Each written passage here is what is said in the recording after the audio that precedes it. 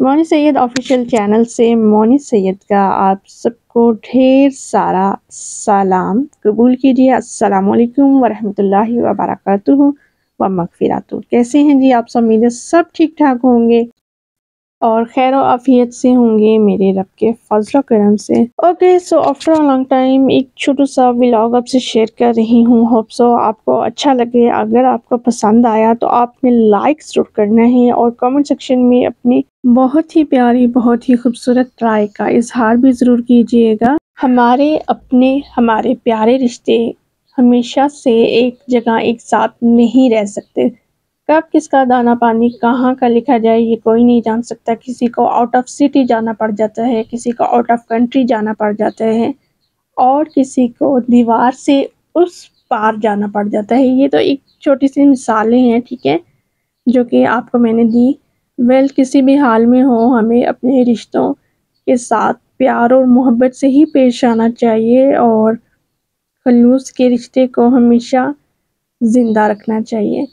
जी, अल्लाह ताला का शुक्र भी अदा करना चाहिए कि वो जहाँ भी रखे हमें खुश रखे, ठीक है। तो हम अपने रिश्तों से जब हम मुलाकात कर रहे होते हैं तो वो एक खूबसूरत सा लम्हा होता है, खूबसूरत सी यादें होती हैं जिनके सहारे हम अपने रिश्तों का इंतज़ार करते हैं और याद कर कर के खुश होते हैं कि हम अपने रिश्तों से कब मिलेंगे, कब वो लम्हे आएँगे जिनमें हम अपने रिश्तों से मुलाकात करेंगे।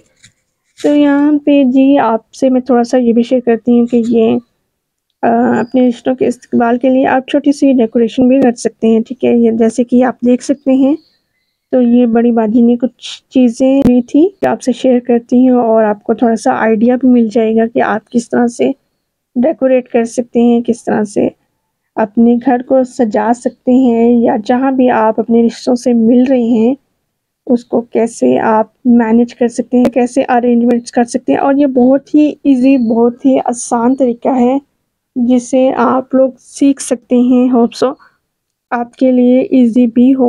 ओके, सो अब मैं चाहूँगी आपसे इजाज़त। अपना रखिएगा ढेर सारा ख़याल।